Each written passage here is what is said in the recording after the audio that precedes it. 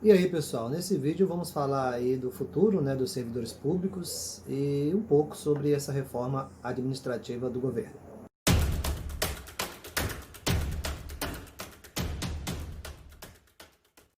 Bom, primeira coisa a se falar é que há uma designação nessa reforma que trata de alguns cargos como carreira típica de Estado. Então, o que seria essa carreira típica de Estado?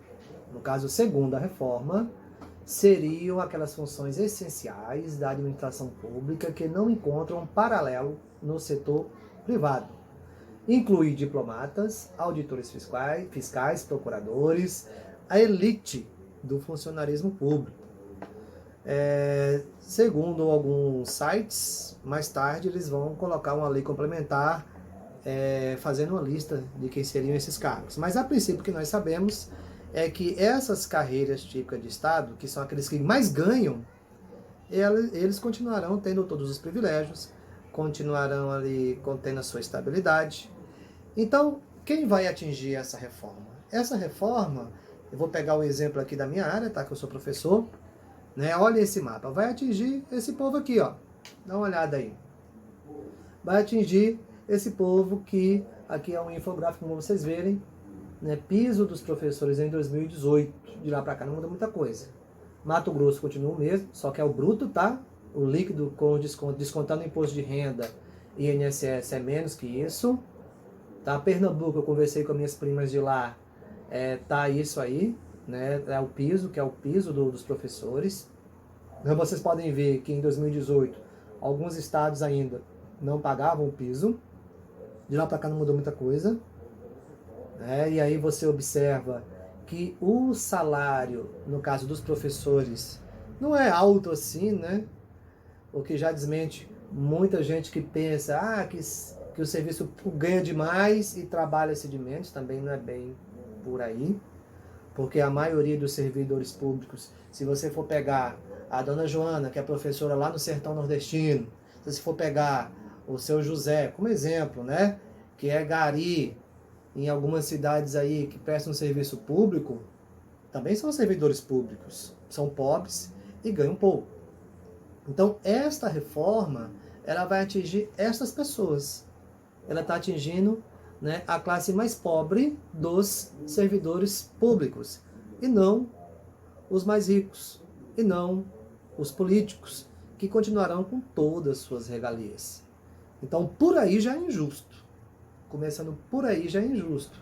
Agora, tem alguns pontos que eu quero conversar aqui com vocês. Por exemplo, igual vocês observam, nos últimos anos vem sendo passada a imagem do servidor público como se fosse uma pessoa relaxada, né, sentada na cadeira, sem preocupação, folgado, preguiçoso, acomodado. Inclusive eu lembro até de uma reunião, na época eu era filiado no Novo, que teve aqui em casa, aí eu desfiliei depois. E que houve essa questão, um pequeno debate sobre o serviço público. Aí teve uma garota na época que ela falou: ah, mas a maioria dos servidores, quando efetivam, relaxam. Eu olhei na cara dela e falei: peraí, você tem alguma pesquisa que mostra que a maioria quer relaxado? Baseado em que você está falando isso? Não, mas é a maioria. Eu falei: peraí, baseado no seu achismo? Porque, pelo que eu saiba, não tem pesquisa que prova que a maioria dos servidores públicos são relaxados. Então, uma coisa que eu fico muito chateado é a generalização. Porque eu sei que tem servidor público que é descompromissado. Eu estou no serviço público há 20 anos, mas eu também já trabalhei no setor privado. Né? Eu já trabalhei como vendedor de gráfica, já trabalhei como garçom, já trabalhei como barman, já trabalhei na usina aqui, no laboratório da usina, no PCTS da usina. Já trabalhei também no setor privado. E eu sei que lá também tem, né, trabalhadores que são meio relaxados também e que não tratam tão bem as pessoas. O que nós não podemos é generalizar. Né? Se eu chego numa loja de roupa, por exemplo, e uma vendedora me trata mal, eu vou dizer que todo mundo ali vai tratar mal? Que todo mundo vai ser do mesmo jeito? Eu não posso. E é isso que vem acontecendo com os funcionários públicos nos últimos anos. Vem passando essa ideia negativa e desconsideram que para você entrar no serviço público, numa grande parte das vezes, é por concurso público. Entram ali pessoas que estudaram anos, entram pessoas bem preparadas, e isso eu falo que eu já conheci. Muitas pessoas que depois começam a criticar o serviço público são aquelas que tentaram entrar por concurso no passado e não conseguiram. Elas queriam entrar e não conseguiram. Uma das propostas dessa reforma é acabar com a estabilidade. Mas vamos pegar um exemplo aqui. Digamos que tem uma menina que ela estudou 3 anos para entrar no concurso público. Estudou 3 anos ali, ela pagou cursinho, ela investiu tempo, ela investiu dinheiro, aí ela consegue passar no concurso público. Com aquela promessa, né? Porque se os nossos cargos têm muitas coisas que o privado não tem, né? Como licença-prêmio, o privado não tem, como plano de carreira, que é você ganhar mais à medida que o tempo passa. Se tem muitas coisas que o privado não tem, mas a reforma vai acabar com tudo isso, e eu concordo que realmente são privilégios que o Estado não está conseguindo manter mais, eu concordo nesse ponto, tá certo? Mas se as nossas profissões têm tudo isso e os outros não têm, é porque no passado nos prometeram isso. E as pessoas que entraram para o concurso público entraram por causa disso também. Que culpa nós temos agora se o Estado não pode mais manter? Não temos culpa. No exemplo da menina que ela estuda 3 anos. Aí, 3 anos ela gastando dinheiro, pagando cursinho, para poder entrar no concurso público. Aí ela passa, aí vem a reforma e acaba com tudo aquilo e com a estabilidade que ela queria. É justo ela ter dedicado 3 anos gastando dinheiro, investindo dinheiro e depois não ter mais? Pô, é a mesma coisa assim, ó, eu te prometo isso, mas agora eu não vou te dar mais. E o dinheiro que você gastou atrás daquela promessa já era.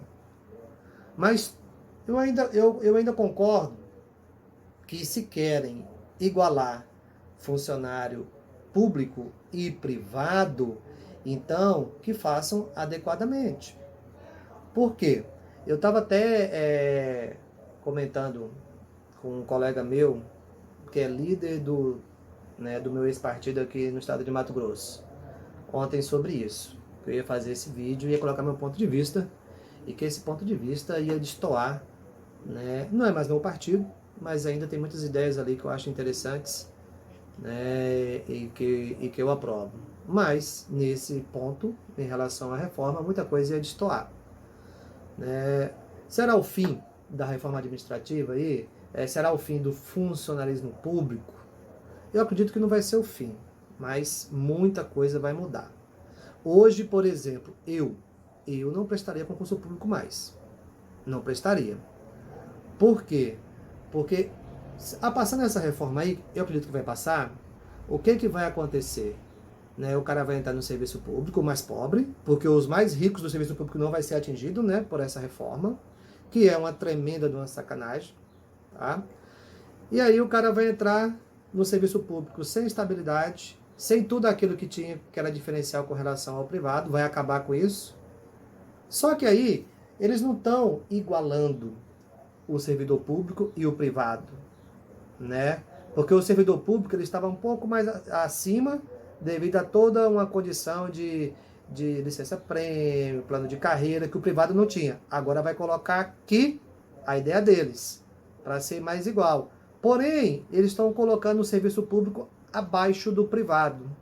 Por quê? Porque no privado, ainda o cara tem o fundo de garantia e tem o seguro-desemprego. O servidor público não vai ter nem isso. Além de perder tudo que tem, o servidor público, nem fundo de garantia ele vai ter. Então, vamos pegar um exemplo. Digamos lá em Pernambuco, o professor lá tira o piso, Tira 2.445, bruto. Líquido vai cair, não sei, para 2.000 e pouco, ou talvez 1.900 alguma coisa. Mas vai descontar, Digamos que um professor tenha a possibilidade de fazer um concurso público, lá para Pernambuco. E, do outro lado, ele conseguiu uma proposta de uma empresa privada. Mesmo que essa empresa privada pague um pouco a menos que o serviço dele. Digamos que ele tire líquido 2.000 como professor lá, e no privado ele vai tirar líquido 1.800. O que vai acontecer? Esse professor, ele claramente vai preferir o 1.800 da empresa privada, mesmo ganhando 200 a menos. Por quê? Porque pelo menos na empresa privada, ele vai ter lá seguro-desemprego, ele vai ter fundo de garantia, e como professor, ele não vai ter isto. E também não vai ter estabilidade. Porque a estabilidade para o servidor público seria justamente porque ele não tem essas questões que o privado tem. Seria para cobrir isso. Agora, se não tiver a estabilidade, muitos e muitos profissionais, né, os futuros profissionais, eu estou falando, os futuros, eles não vão querer mais entrar no serviço público. Eu não iria querer entrar no serviço público sem estabilidade, né? Depois, o que pode acontecer, né, com esse serviço público do futuro? Nós sabemos que tem muitas repartições públicas que tem politicagem no meio. E eu falo isso porque eu estou no serviço público aí há mais de 20 anos e eu já vi politicagem dentro de repartições públicas, né? E muitas vezes essa politicagem é feita de cima para baixo dentro dessas instituições. O que acontece? Hoje, com a estabilidade, pode acontecer uma politicagem de cima para baixo e eu, como sou estável, eu não vou falar que eu não vou fazer, né? Porque é de cima para baixo, mas eu vou fazer vista grossa, vou fazer desentendido, vou dizer que... Quer dizer, eu vou poder agir de uma forma que não atenda àquela politicagem. Agora, retirou a estabilidade, os futuros servidores públicos vão ter que atender a toda essa politicagem, se acontecer, né? E muitas vezes pode acontecer uma politicagem partidária. Vão ter que atender a tudo isso. Se hoje nós temos um serviço público onde entra para o concurso público, a pessoa se prepara, né, estuda, tem uma mão de obra qualificada, o futuro, poucos vão querer entrar nesse serviço público. Aliás, vai entrar no serviço público quem não conseguir entrar no privado. Então, vai mudar a ordem. E aí, esse futuro servidor público sem estabilidade, ele vai ser massa de manobra, né? Se tiver alguém mal intencionado em sua repartição pública e querer usar ele como essa massa de manobra, vai usar. Porque as regras vão ser mudadas para ser mandado embora. A pessoa vai perder o emprego mais facilmente. E quem é que vai avaliar os profissionais? Quem vai avaliar, fazer essa avaliação para ser mandado embora ou não? Quem, o futuro servidor público, vai querer arriscar o emprego, né, para poder não atender a determinada politicagem? Aí você pode falar, mas hoje o serviço público é muito cabide de emprego. Lógico, muito cabide de emprego para aquelas áreas que não teve concurso público. Porque você pode investigar. A maioria das pessoas que são efetivas, que passaram para o concurso público, elas podem muito bem, de acordo com o seu pensamento, aderir ou não a uma politicagem. Agora, se não tiver a estabilidade, essa politicagem vai correr solta. O funcionalismo público do futuro vai ser massa de manobra de várias repartições políticas, né? Massa de manobra partidária, né? Isso se tiver pessoas mal intencionadas a fazerem isso. E nós sabemos que pessoas mal intencionadas a fazerem uma massa de manobra partidária e política tem aos montes. Então, se a ideia é fazer essa reforma para trazer uma maior qualidade aos serviços públicos, não vai trazer. Porque as pessoas vão se desinteressar por concurso público, as pessoas vão procurar mais a empresa privada, e aquelas pessoas que não conseguirem entrar no privado vão procurar o serviço público e, sem estabilidade, vão ser usados como um gado, né, para lá e para cá. Bom, gente, então esse é o vídeo. E vamos ver o que acontece aí com essa reforma. E um abraço a todos.